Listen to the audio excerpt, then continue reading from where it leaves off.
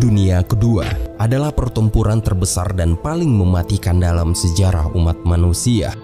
19 tahun setelah berakhirnya Perang Dunia Pertama, dunia kembali dihantui oleh bayang-bayang ketegangan dan konflik yang semakin memburuk. Pada tahun 1939, keheningan kembali pecah menjadi kekerasan tanpa ampun. Seperti kilat di malam gelap, perang kembali melanda dunia, mengguncangkan hati dan merobek kedamaian yang rapuh. Pada tanggal 1 September 1939, ketika matahari terbit di pagi yang tenang, dunia tak menyangka bahwa saat itu akan menjadi permulaan dari kehancuran yang belum pernah terbayangkan sebelumnya. Pasukan Jerman melintasi perbatasan Polandia dengan kekuatan penuh. Serangan itu terjadi secara brutal dan tanpa ampun, menghujani langit dengan ledakan dan mengepung kota-kota Polandia. Dalam hitungan hari, negara kecil yang damai ini jatuh ke dalam kehancuran. Serbuan pasukan Jerman yang tak terkendali memporak-porandakan pertahanan Polandia yang lemah. Kota-kota menjadi puing-puing dan rakyat Polandia berlarian dalam ketakutan. Pada saat yang sama, dunia menahan nafas ketika mereka menyaksikan kemarahan Jerman yang terus meluas. Berita penyerangan itu pun menyebar dengan cepat ke seluruh dunia. Dan pada tanggal 3 September 1939, Britania Raya dan Perancis sebagai sekutu Polandia memutuskan bahwa mereka tidak bisa lagi berdiam diri. Mereka menyatakan perang terhadap Jerman yang telah menciptakan badai yang tak terelakkan. Namun yang tidak mereka ketahui adalah serangan ke Polandia hanya permulaan dari gelombang kehancuran yang akan menyapu seluruh dunia. Dan inilah kisah kelam sejarah Perang Dunia Kedua.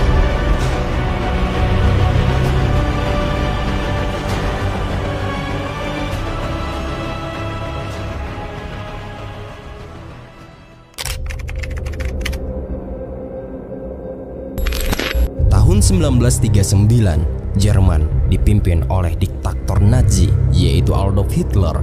Dia meyakini rakyatnya merupakan ras unggul yang ditakdirkan untuk menaklukkan Eropa. Pasukannya telah berjalan memasuki Austria dan Cekoslowakia.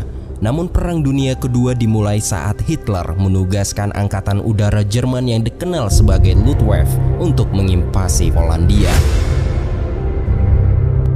Serbuan pasukan Jerman yang tak terkendali memporak-porandakan pertahanan Polandia yang lemah. Kota-kota menjadi puing-puing dan rakyat Polandia berlarian dalam ketakutan yang sangat mendalam. Setelah 3 minggu dalam penyerangan, ibu kota Polandia jatuh ke tangan Jerman. Großen Linie und in diesem Augenblick marschieren gerade. Polen hat den Kampf gewählt und es hat den Kampf nun erhalten.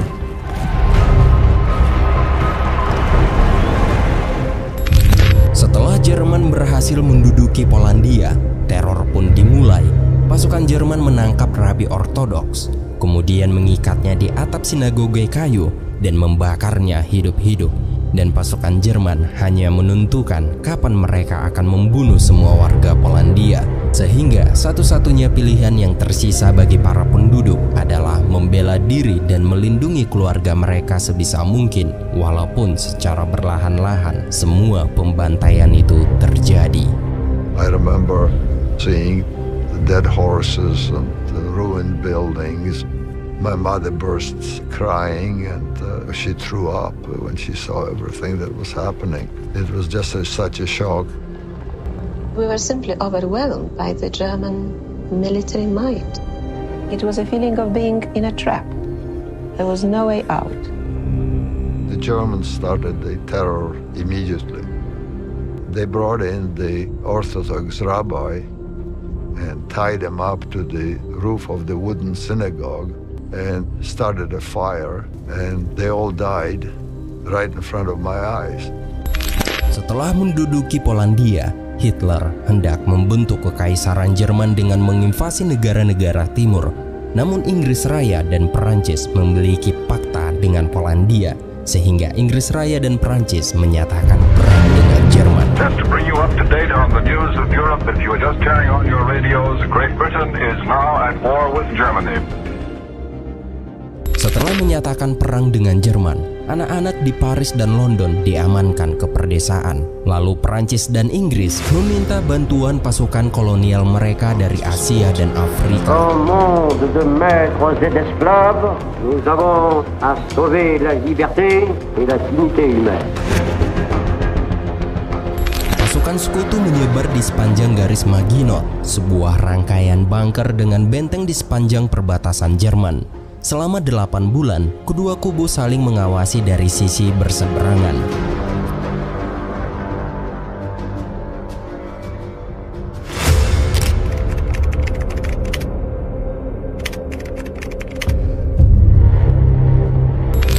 Musim semi 1940, pasukan Jerman melancarkan serangan dadakan. Mereka mengintari garis Maginot dan melewati hutan Ardennes. Und was die in Polen versprochen hat, wird es in England und Frankreich.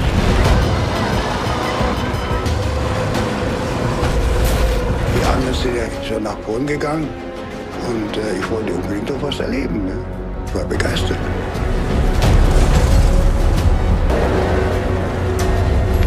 Setelah menaklukkan Maginot dan Netherlands, kemudian pasukan tank lapis baja dengan roda ban karet atau disebut dengan Panzer menyerbu Belgia, Belanda, dan Perancis. Wieder ging es weiter und wir haben uns schon gewundert, dass also da kaum Gegenwehr ist. Mengetahui penyerbuan itu, pasukan Inggris mengerahkan beberapa kendaraan lapis baja yang sangat usang.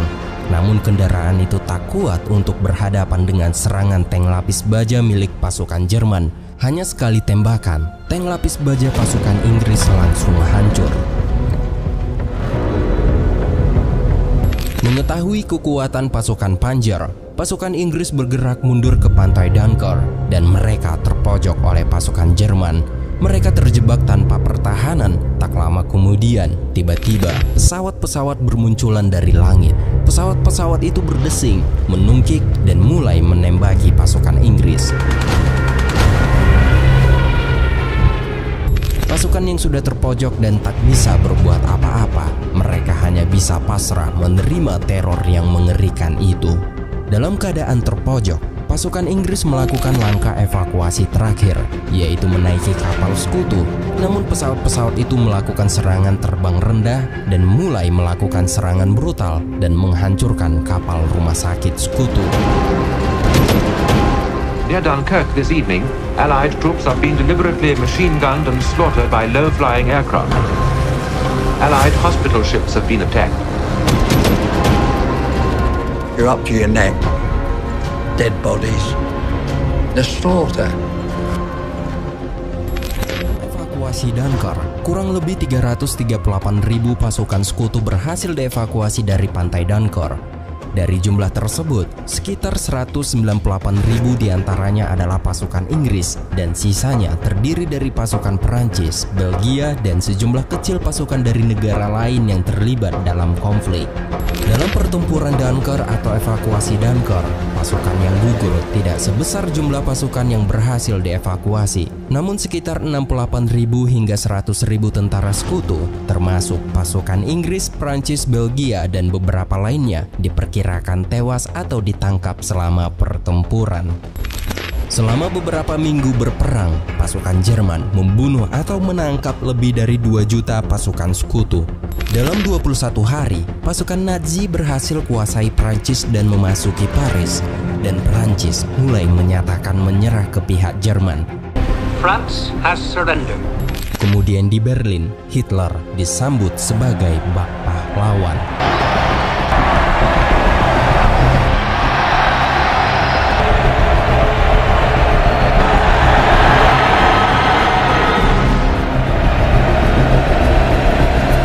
Pasukan Nazi kini menguasai sebagian besar Eropa. Hanya Inggris Raya yang jadi penghambat. Winston Churchill, Perdana Menteri Inggris pada tahun 1940, tak mau tunduk dengan peringatan Hitler.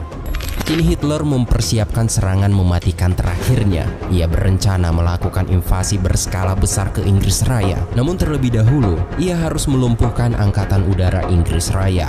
Britain, alone, will continue the struggle.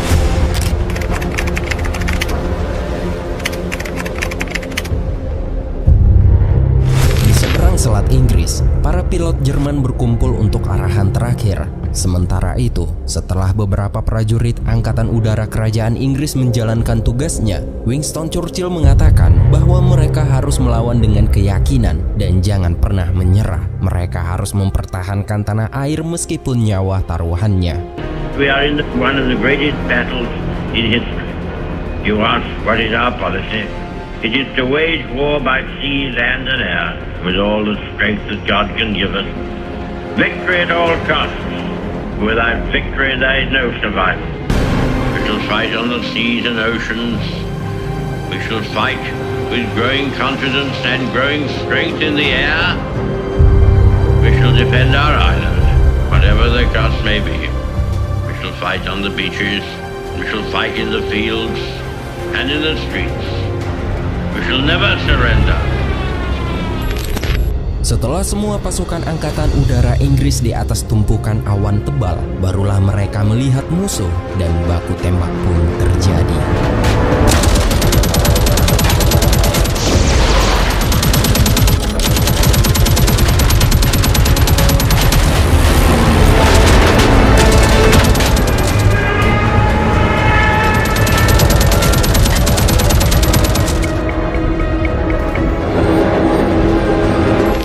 Pertempuran Angkatan Udara ini pun berlangsung selama 12 minggu dan pada akhirnya di bulan September sebanyak 1.600 pesawat Jerman ditembak jatuh.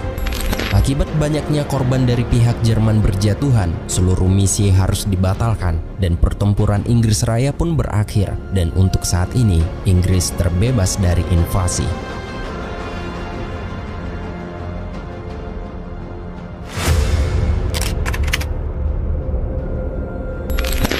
Hitler bukan satu-satunya diktator yang membayangi Eropa.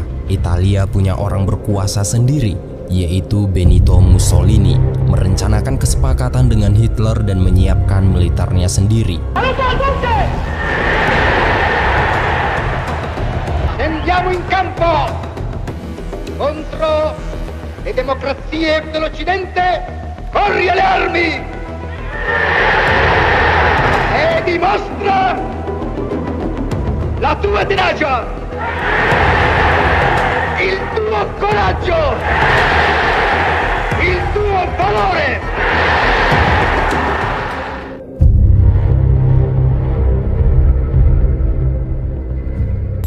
Inggris yang masih disibukkan melawan Jerman, Benito memanfaatkan untuk menginvasi Mesir, jajahan Inggris. Sementara itu di Eropa, ribuan tentara sekutu kini menjadi tawanan perang. Salah satunya adalah Pham Pham Kiem, tentara Vietnam yang bertugas di Angkatan Darat Inggris. Kemudian tentara Nazi mulai memisahkan tentara kolonial dari tahanan perang lainnya. Setelah mencukur rambut semua tawanan, mereka diberi nomor identifikasi. Namun alasan dibalik pemberian nomor tersebut tidak dipahami oleh para tahanan. Ternyata Nazi melakukan sesuatu yang mereka sebut riset medis untuk memajukan keyakinan rasis mereka, dan ini baru permulaan. Kemudian kita menuju ke area ibu kota Polandia, yaitu Warsawa. Di Polandia yang dijajah, mereka mengasingkan populasi Yahudi ke wilayah perkotaan yang dikenal sebagai Kampung Yahudi. Seorang pemuda bernama Julian Kulski yang masih berumur 13 tahun. Dari pengakuannya, ia sangat bertekad untuk melawan pasukan Jerman sehingga ia memutuskan ikut masuk ke pasukan perlawanan Polandia. Awalnya ia hanya menjadi seorang budak yang membawa pesan melalui jalur bawah tanah rahasia. Kemudian komandannya mengajarinya menggunakan senjata dan cara membunuh orang dengan pisau atau tangan kosong. Setelah mendapat ilmu dalam melakukan serangan, unit Julian mempersiapkan perlawanan terhadap penjajah. Namun operasi mereka ini diketahui oleh Nazi dan komandan mereka dari pasukan perlawanan Polandia tertangkap dan langsung dibunuh. Melihat komandan mereka dibunuh, Julian dan beberapa anak lainnya semakin marah dan mulai mencari pasukan Jerman. Di pusat kota mereka bertemu salah satu tentara Jerman dan langsung menghabisinya. Dan hal ini merupakan pertama kalinya Julian Kulski membunuh manusia. Keesokan harinya, atas kematian pasukan Jerman itu diketahui. Hal ini pun membuat para prajurit Nazi mulai melakukan pembantaian. Tahap awal, mereka membunuh 20 wanita dan anak-anak sebagai ganti atas kematian satu pasukannya. I feel responsible for the death of these poor people. Di kampung Yahudi, orang-orang Yahudi mulai dikumpulkan dan ditarik paksa untuk dibawa ke kamp-kamp yang sudah dibangun oleh Jerman.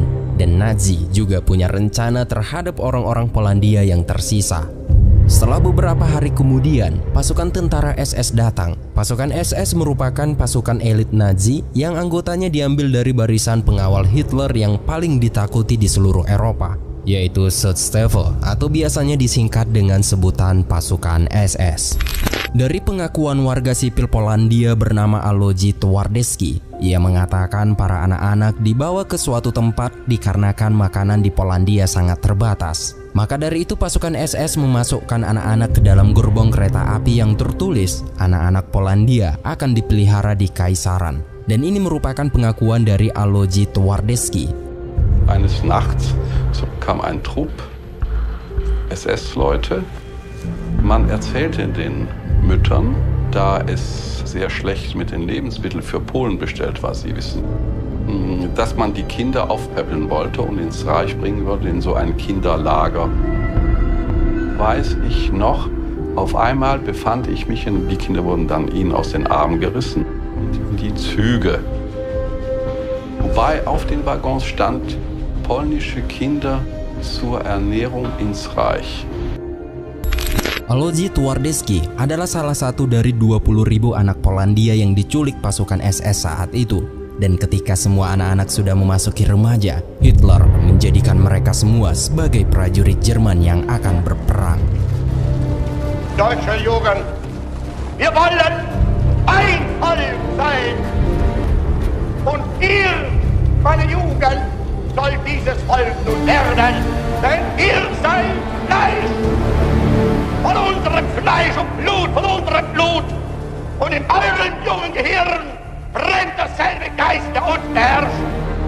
Vor uns liegt Deutschland, in uns marschiert Deutschland und hinter uns kommt Deutschland.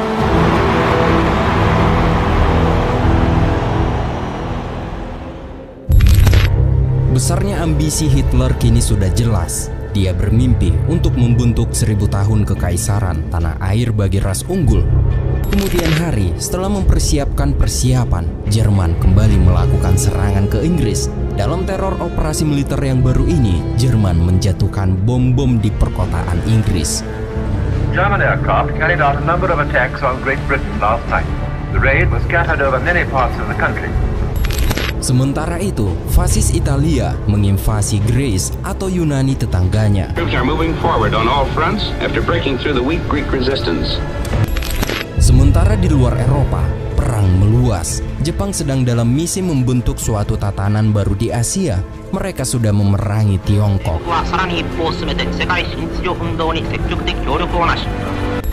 Dan kini, Nazi Jerman, fasis Italia, dan imperialis Jepang sepakat untuk bergabung membentuk aliansi baru yang tangguh, dan mereka dikenal sebagai Blok Poros.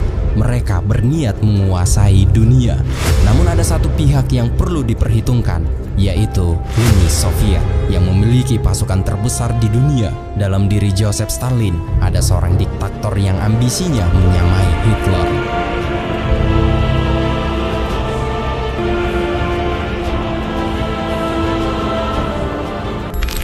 Di tahun 1940 menjadi saksi perang berkobar di Eropa, dan pada tahun 1941 kobaran itu akan menyebar untuk melanda setiap sudut dunia. Dan di tahun ini Jepang mulai melakukan serangan ke Pearl Harbor melalui udara, dan film dokumenter ini pun bersambung. From the NBC newsroom in New York. President Roosevelt said that the Japanese have attacked the Pearl Harbor from the air. I'll repeat that. President Roosevelt says that the Japanese have attacked Pearl Harbor in Hawaii from the air.